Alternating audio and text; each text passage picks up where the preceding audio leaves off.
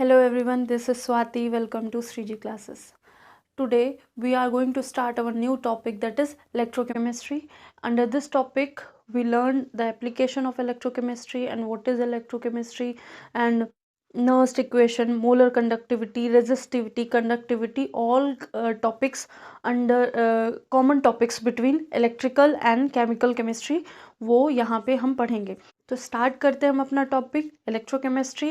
तो इलेक्ट्रोकेमिस्ट्री में सबसे पहली वाली चीज़ हमको ये समझनी है कि इलेक्ट्रोकेमिस्ट्री वर्क कैसे करती है. ठीक है, तो जब केमिकल रिएक्शंस जो होते हैं वो स्पॉन्टेनियस हो रहे होते हैं और उन रिएक्शंस के थ्रू हम इलेक्ट्रिकल एनर्जी बना रहे होते हैं. तो जैसे कुछ केमिकल हमने मिक्स किए, कोई भी केमिकल्स होते हैं वो आयंस के फॉर्म में होंगे, उनमें चार्ज होगा, कुछ पॉजिटिव चार्ज, कुछ में नेगेटिव चार्ज. जब ये चार्ज मूव कर रहे होंगे, स्पेशली यहाँ पे नेगेटिव चार्ज की बात करी जाएगी या इलेक्ट्रॉन्स की बात करी जाएगी, जब ये चार्ज एक जगह से दूसरी जगह मूव कर रहे होंगे और ड्यूरिंग द स्पॉन्टेनियस रिएक्शन, तो यहाँ पे क्या होगा, केमिकल एनर्जी का कन्वर्जन हो रहा होगा इलेक्ट्रिकल एनर्जी में. ठीक है, तो ये है एक छोटी सी एक्सप्लेनेशन. अब हम जो बेसिक ये चैप्टर हमने एनसीईआरटी से ही स्टार्ट करा रहे हैं, क्योंकि एनसीईआरटी क्या करेगी, सारी चीज़ें कवर कर देगी. ठीक है, लोअर से हायर लेवल तक. और अगर हम इधर उधर की चीज़ें या इधर उधर के बुक से करेंगे तो वो स्टैंडर्ड मेंटेन नहीं हो पाएगा. ठीक है, तो सारी चीज़ें जो हम यहाँ पे लेकर आ रहे हैं वो एनसीईआरटी के बेस्ड होगा, जो चैप्टर में लेके आ रहे हैं. अलग से रिएक्शन में अगर हम कुछ लेके आ रहे हैं तो वो जितनी भी अच्छी बुक्स होंगी उनसे ही रिलेटेड होगा. तो हम बात कर रहे थे इलेक्ट्रोकेमिस्ट्री का.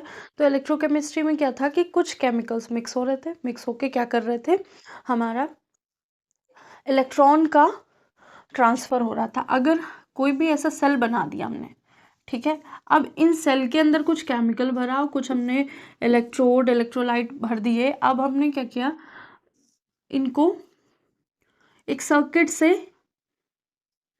अभी तो इसमें हमने गड़बड़ थोड़ा बना दिया. अगर यहाँ पे जो पहले बताते हैं वो क्या होता है, सॉल्ट ब्रिज के हिसाब से बनाते हैं. यहाँ पे कोई एक इलेक्ट्रोड होगा और उधर एक इलेक्ट्रोड होगा, दोनों इलेक्ट्रोड को कनेक्ट करेंगे किससे, दोनों इलेक्ट्रोड को कनेक्ट करेंगे हम सॉल्ट ब्रिज से. ठीक है, सॉरी, एक सर्किट से करेंगे और यहाँ पे एक सॉल्ट ब्रिज होगा. ढंग से भी डायग्राम बनाएंगे. चीज़ समझते हैं कि जब हम इलेक्ट्रॉन का ट्रांसफ़र हो रहा होगा, इधर से इधर ट्रांसफ़र हो रहा होगा इलेक्ट्रॉन का, अगर तो करंट जो होगा वो इधर ट्रांसफ़र हो रहा होगा. ठीक है, बस यही चीज़ समझनी है फर्स्ट के इस लेक्चर में कि सेल क्या होते हैं और सेल बना कैसे होता है. अगर सेल की बात कर रहे हैं तो सेल कैसे बन रहा होगा, और इलेक्ट्रॉन का मूवमेंट कैसे हो रहा होगा. ठीक है, कब इलेक्ट्रॉन का मूवमेंट होगा, तो ये सारी चीज़ें समझ लेते हैं.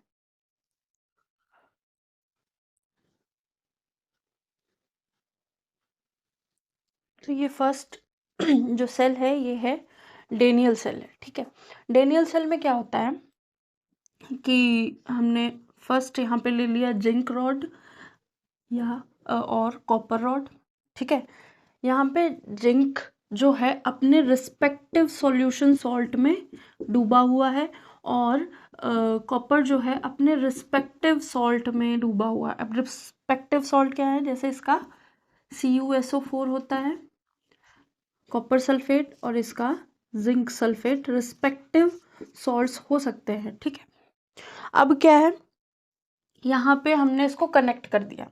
कैसे भी कनेक्ट कर सकते हैं, इसमें बैटरी लगी हो सकती है. ठीक है, स्विच लगा हो सकता है, बहुत सारी चीज़ें, रजिस्टर वगैरह लगा दिया जाता है. ठीक है, अब क्या बात करेंगे, मेन चीज़ बात कर देते हैं. डेनियल सेल की बात कर रहे हैं जब हम, तो क्या करेगा कि केमिकल एनर्जी को इलेक्ट्रिकल एनर्जी में कन्वर्ट कर देगा. ठीक है, क्योंकि इलेक्ट्रोकेमिस्ट्री एक जो दो सब्जेक्ट के बीच का बीच में है ये, जैसे ये कनेक्ट करता है दो सब्जेक्ट को, जैसे फिजिक्स में भी ये पढ़ाया जाता है, केमिस्ट्री में भी ये पढ़ाया जाता है. ठीक है, और कुछ बायोलॉजिकल जो टर्म्स होते हैं वहाँ पे भी इनके कुछ टर्म्स यूज़ हो रहे होते हैं. ठीक है, अब जब जैसे हमारी बॉडी में सिग्नल दिया जाता है, कैसे माइंड सिग्नल देता है, नर्व सिग्नल दे रही होती है, वाइस वर्सा काम होता रहता है। ठीक है, हमने कुछ सुना और वो समझा अपने माइंड में और हमने वो वर्क कर दिया, इम्प्लीमेंट कर दी चीज़ें। तो ऐसा ही कुछ यहाँ पे हो रहा होगा। ठीक है, तो वो भी क्या है, जो नर्व्स हैं वो एक तरह का सिग्नल भेज रही हैं, वो इलेक्ट्रिकल सिग्नल भी हो सकता है। ठीक है, वैसा ही कुछ फंक्शन होगा। तो अब हम बात करेंगे, क्या है कि ये पूरा बैटरी से कनेक्ट कर दिया गया।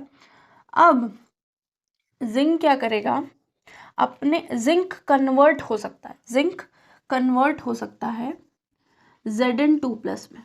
ठीक है, ठीक है, जिंक ज्यादा से ज्यादा 2 इलेक्ट्रॉन दे सकता है, तो वो इलेक्ट्रॉन रिलीज कर रहा है। तो उसने इलेक्ट्रॉन रिलीज करे तो ये जो इलेक्ट्रॉन है वो यहाँ के थ्रू इधर जा रहे हैं।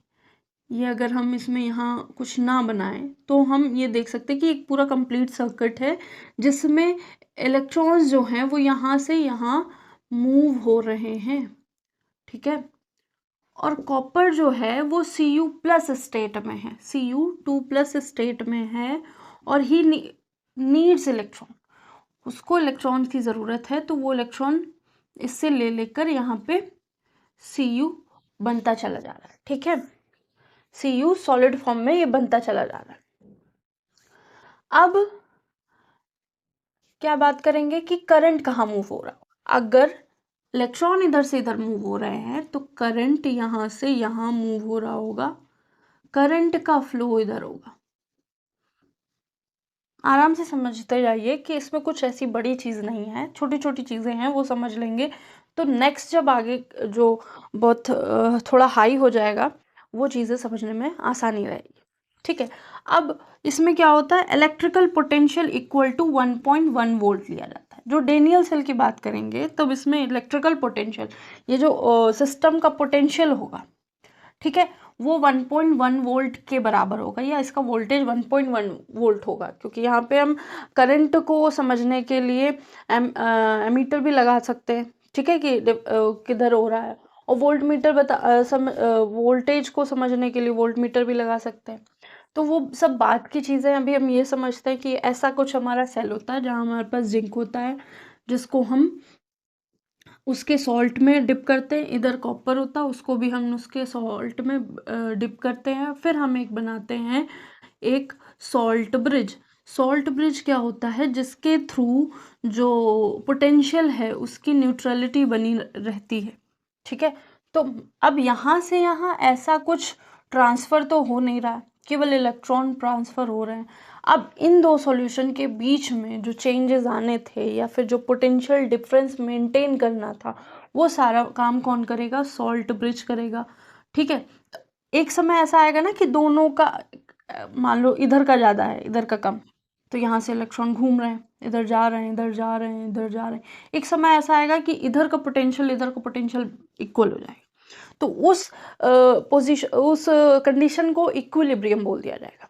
ठीक है, जब उस कंडीशन को इक्विलिब्रियम पोजीशन बोल दिया जाएगा तो क्या हो जाएगा कि अब रिएक्शन या फिर जो जैसा प्रोसेस हमारा सेल का होना था और सेल केमिकल एनर्जी को इलेक्ट्रिकल एनर्जी में भेज रहा था वो अब नहीं हो पाएगा। तो उन सब से बचने के लिए सॉल्ट ब्रिज लगाया गया, कि मतलब यहाँ की अगर ऐसे इलेक्ट्रॉन जा रहे हैं जा रहे हैं जा रहे हैं और अगर यहाँ पे अधिकता हो जाए या मैक्सिमाइज हो जाए या चीज़ें बढ़ जाएं तो वो ये अपना सारी चीज़ें को कोप अप करके फिर से वही प्रोसेस मेंटेन कर सके। ठीक है, ये है हमारा डेनियल सेल। अब डेनियल सेल में एक बात करी जाती है कि अगर इसका कंसंट्रेशन 1 मोलर, इसका कंसंट्रेशन 1 मोलर कर दिया जाए तो उस सेल को क्या कह दिया जाएगा, गैल्वेनिक सेल या वोल्टेइक सेल कह दिया जाएगा।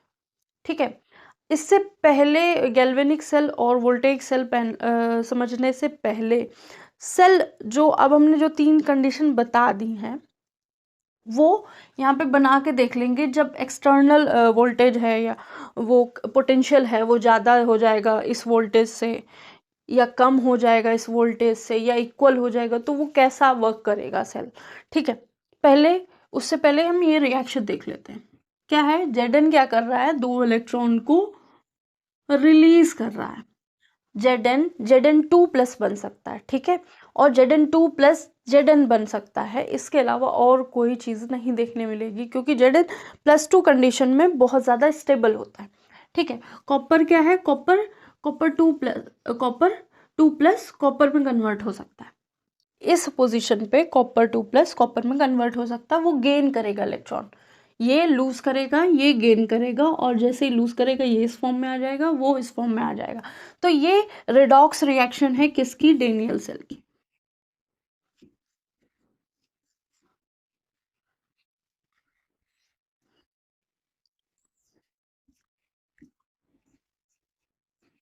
ठीक है, तो जब ये हम बात कर चुके हैं, अब हम ये समझेंगे ये जो सेल है जब वर्क कर रहा होगा तो 3 टाइप की कंडीशन जैसे हमने बताई कि फर्स्ट क्या होगा, वोल्टेज, इनके पोटेंशियल में डिफरेंस होगा, तो इलेक्ट्रॉन मूव कर रहे होंगे, एक टाइम ऐसा आएगा कि इक्वल हो जाएंगे, दोनों साइड की कंसंट्रेशन इक्वल हो जाएगी।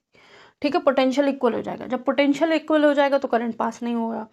फिजिक्स में भी चीज़ें पढ़ी होंगी कि पोटेंशियल डिफरेंस होगा ही किसी भी कंडीशन में, तभी करंट पास होगा। ठीक है, जब हम सेल की बात करते हैं, सेल में दोनों एंड पे, दोनों टर्मिनल पोजीशन पे क्या होगा, पोटेंशियल डिफरेंस मेंटेन रहेगा, तभी ही इलेक्ट्रॉन या करंट पास हो रहा होगा। ठीक है, अब इसकी नेक्स्ट थर्ड पोजीशन क्या है, जब इक्वल होने के बाद या कम हो जाए तो क्या ये रिवर्स हो सकता है कि यहाँ ज़्यादा हो जाए यहाँ कम हो जाए, तो ये चीज़ प्रोसेस रिवर्स हो जाए और करंट का सिस्टम भी रिवर्स हो जाए या करंट की डायरेक्शन भी रिवर्स हो जाए, वो भी देख लेते हैं। ठीक है,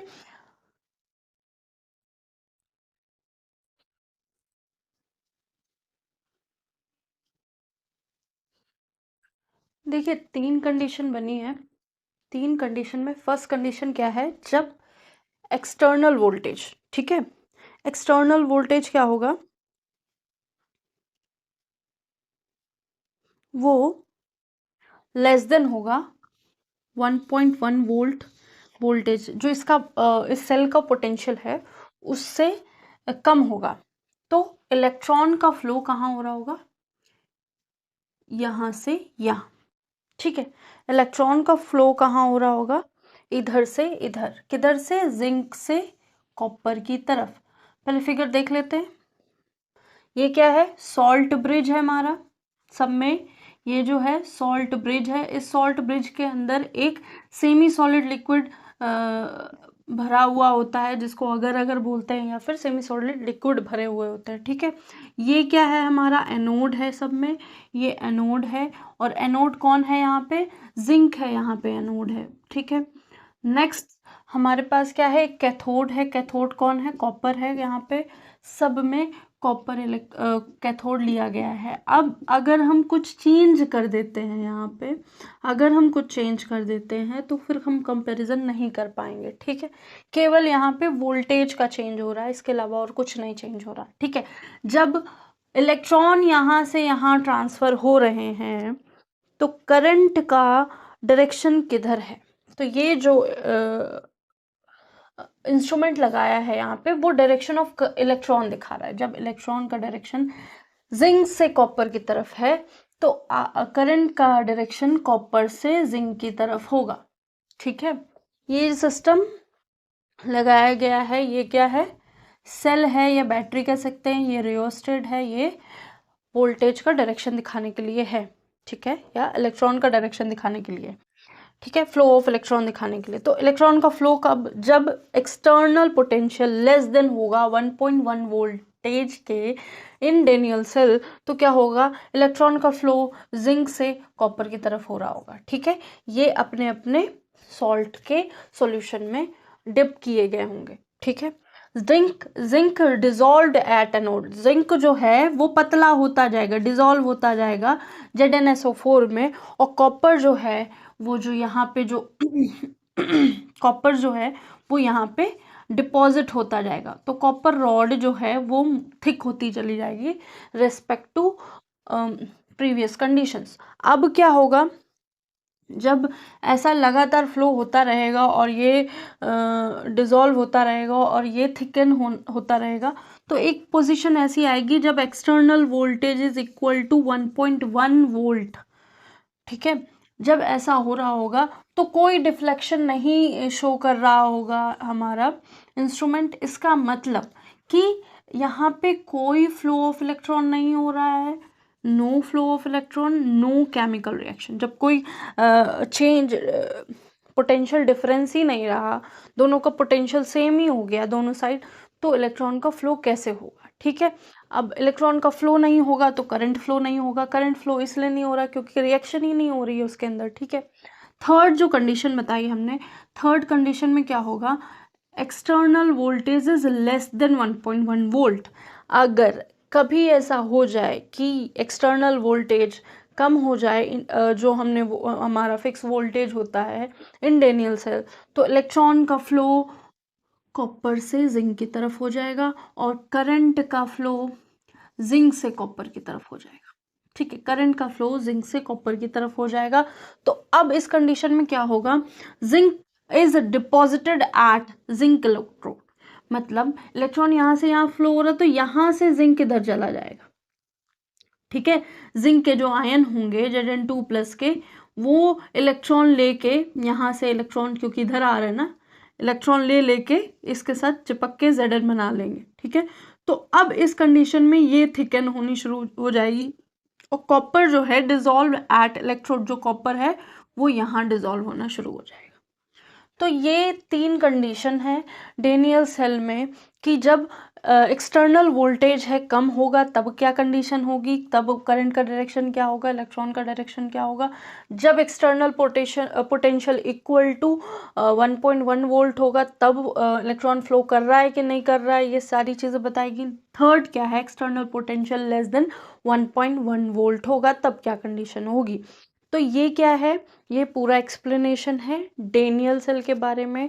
डेनियल सेल कब कैसे वर्क कर रहा है, किस तरह वर्क कर रहा है। अब इनका कंसंट्रेशन, जो ये सॉल्यूशन है, इनका अगर कंसंट्रेशन 1 मोल कर दिया जाए, इधर भी 1 मोल इधर भी 1 मोल, मतलब दोनों का कंसंट्रेशन से सेम कर दिया जाए, तब ये लोग गैल्वेनिक सेल बनाते हैं या वोल्टेइक सेल बनाते हैं। ठीक है, तो पहले ये 2 मिनट देख लीजिए। इस फिगर में कोई भी ऐसी चीज़ हो तो आप कमेंट में पूछ सकते हैं।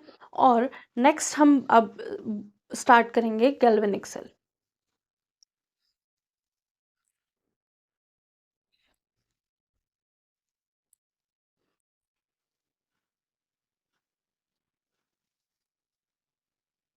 गैल्वेनिक सेल समझने से पहले एक चीज़ और समझ लेते हैं, सॉल्ट ब्रिज।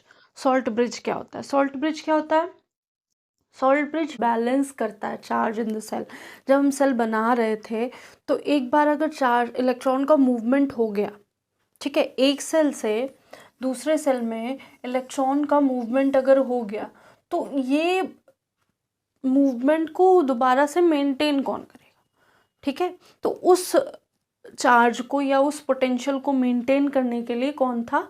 सॉल्ट ब्रिज लगा दिया गया दोनों सेल्स के बीच में। ठीक है, क्योंकि ये जो एक टम्बलर है या फिर एक जो ये सिस्टम है एक साइड का, वो हाफ सेल की तरह बिहेव करेगा और ये वाला हाफ सेल की तरह बिहेव करेगा। जब ये दोनों चीज़ें मिल जाएंगी तो एक कंप्लीट सेल बनाएंगी। ठीक है, अभी नेक्स्ट चीज़ ये क्या करता है? Complete the circuit. सर्किट को कंप्लीट करता है by allowing the movement of charge through it. जो चार्ज यहाँ से यहाँ जा रहा है और कुछ क्या कर रहा है? कॉपर अपने पास एक्सेप्ट करके कॉपर बनके कॉपर इलेक्ट्रोड पे चिपक जा रहा है, उसके बाद भी कुछ चार्ज बच जा रहा है, उस चार्ज को ये यहाँ से यहाँ ट्रांसफ़र कर दे रहा है और इसी को बैलेंस करने के लिए सॉल्ट ब्रिज लगाया जाता है। अगर एक बार इधर से इधर चार्ज चला गया तो उसको बैलेंस करने के लिए सॉल्ट ब्रिज बनाया जाता है या लगाया जाता है। ठीक है, अब क्या था कि एक कंडीशन हमने ये देखी थी, जब एक्सटर्नल वोल्टेज ज़्यादा हो गया था तो उल्टी रिएक्शन होने लगी थी, उल्टा करंट फ्लो होने लगा था और इन सबको रोकने का काम ही कौन कर रहा था? हमारा सॉल्ट ब्रिज कर रहा था। कि मतलब ई नॉट की ई एक्सटर्नल इक्वल टू 1.1 वोल्ट ना हो, ऐसी कंडीशन को मेंटेन करने के लिए ही सॉल्ट ब्रिज लगाया गया था। ठीक है, अब हम गैल्वेनिक सेल की बात करेंगे।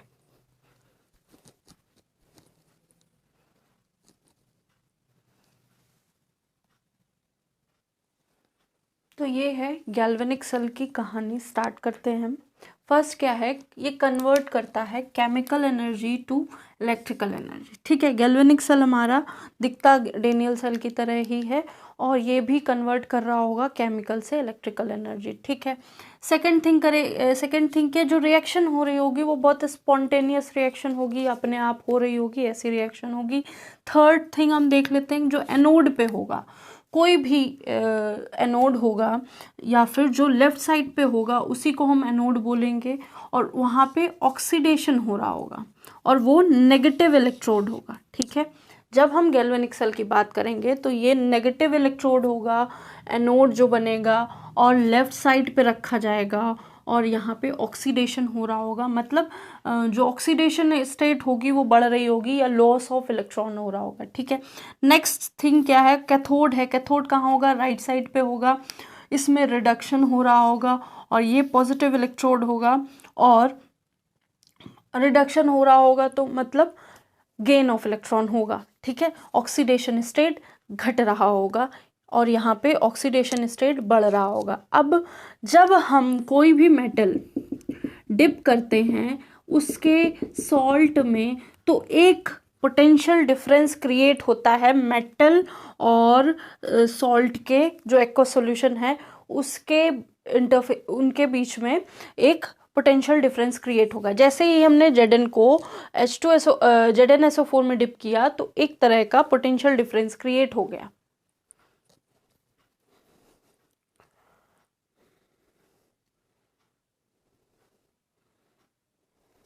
कहाँ पे क्रिएट हो गया, at the interface between metal and solution. ठीक है, तो यहाँ पे एक पोटेंशियल डिफरेंस क्रिएट हो गया। जब पोटेंशियल डिफरेंस क्रिएट हो गया तो इस सॉल्यूशन पे क्या क्या था प्रेजेंट, इस सॉल्यूशन में ZnSO4 थे और बहुत सारे इलेक्ट्रॉन थे, क्योंकि Zn जो था वो हमारा क्या कर रहा था, Zn2+ में बहुत इजीली कन्वर्ट हो जा रहा था। जब Zn2+ में कन्वर्ट हो जा रहा है तो वो 2 इलेक्ट्रॉन दे भी रहा है, तो वो 2 इलेक्ट्रॉन कहाँ जा रहे हैं, वो 2 इलेक्ट्रॉन इसी सॉल्यूशन में है। ठीक है, नेक्स्ट थिंग हम देखेंगे जो हमारा राइट साइड पे है वो है कॉपर, और कॉपर क्या कर रहा है, कॉपर 2+ है और ये क्या कर रहा है, ये कॉपर रॉड है और सॉल्यूशन में हमारे पास क्या है, कॉपर 2+ और कॉपर सल्फेट। यहाँ पे भी जब हम मेटल कॉपर सल्फेट में डिप करेंगे वैसे ही इंटरफेस पोजीशन पे मेटल और सॉल्यूशन के जो एक्वा सॉल्यूशन है उसके बीच में एक पोटेंशियल डिफरेंस क्रिएट हो जाएगा। जब पोटेंशियल डिफरेंस क्रिएट हो जाएगा तो यहाँ पे भी हमको वैसी ही कंडीशन क्रिएट हो जाएगी जैसे यहाँ कंडीशन क्रिएट हुई है।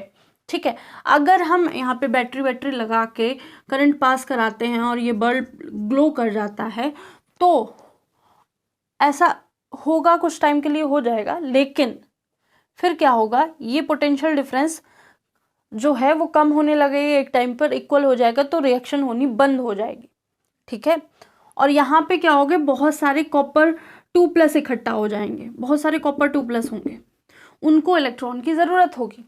ठीक है, तो अब क्या किया हमने, सॉल्ट ब्रिज है जहाँ पे जो क्या करेगा, इस पोटेंशियल डिफरेंस के इम्बैलेंस को या चार्ज इम्बैलेंस को जो हुआ है उसको बैलेंस करेगा।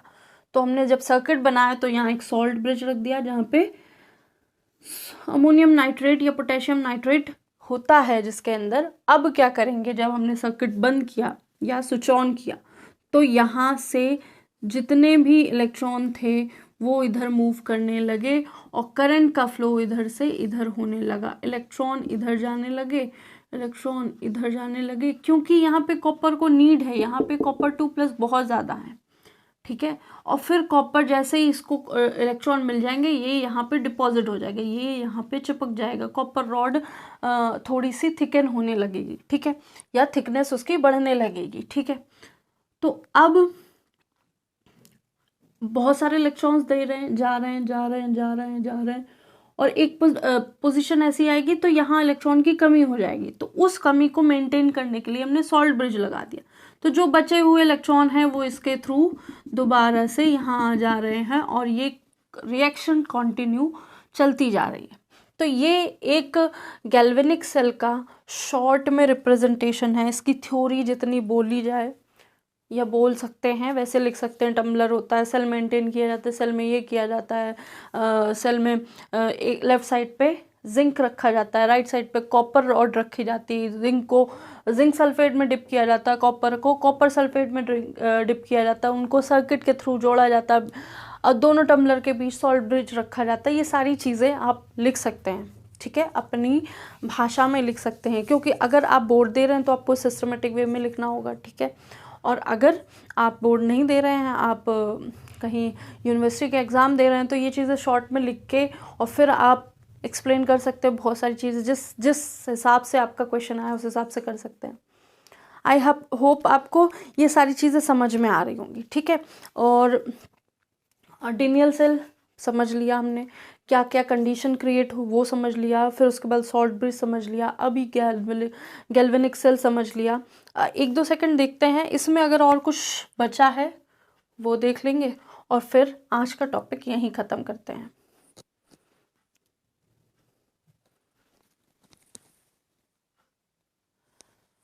तो ये सारी बात हमने कर ली थी। गैल्वेनिक सेल में क्या हुआ था, जैसे कि मेटल हमने उसके सॉल्यूशन में डिप किया, इनके इंटरफेस में पोटेंशियल डिफरेंस क्रिएट हुआ, उसकी वजह से यहाँ पे हमने जो सर्किट बनाया था वहाँ पे चार्ज फ्लो होने लगा। लेकिन ये चार्ज या ये रिएक्शन रुक ना जाए, इस रिएक्शन को कॉन्टिन्यूअस होने के लिए हमने क्या किया, सॉल्ट ब्रिज लगा दिया। पहली चीज़, चार्ज मेंटेन रहना चाहिए, चार्ज में इम्बैलेंस बना रहना चाहिए, तभी रिएक्शन होगी। और दूसरी चीज़, यहाँ पे कभी भी क्या कहते हैं, ये रिएक्शन रुकनी नहीं चाहिए। तो ये सारी चीज़ को करने के लिए हमने सॉल्ट ब्रिज लगा दिया। तो ये है गैल्वेनिक सेल। नेक्स्ट चीज़ें जैसे सेल रिप्रेजेंटेशन या नर्स इक्वेशन रिप्रेजेंटेशन, और इसके साथ की सारी जो सेल्स हैं जैसे हाइड्रोजन सेल या कैलोमेल सेल, ये सारी चीज़ें जो आपके सिलेबस में हैं वो नेक्स्ट वीडियो में हम ज़रूर कराएंगे। आई होप आपको चीज़ें समझ में आ रही होंगी, और जो भी चीज़ें आपको दिक्कत आ रही हैं आप कमेंट कर सकते हैं। आज के लिए इतना ही। Thank you. Like and subscribe ज़रूर कीजिएगा।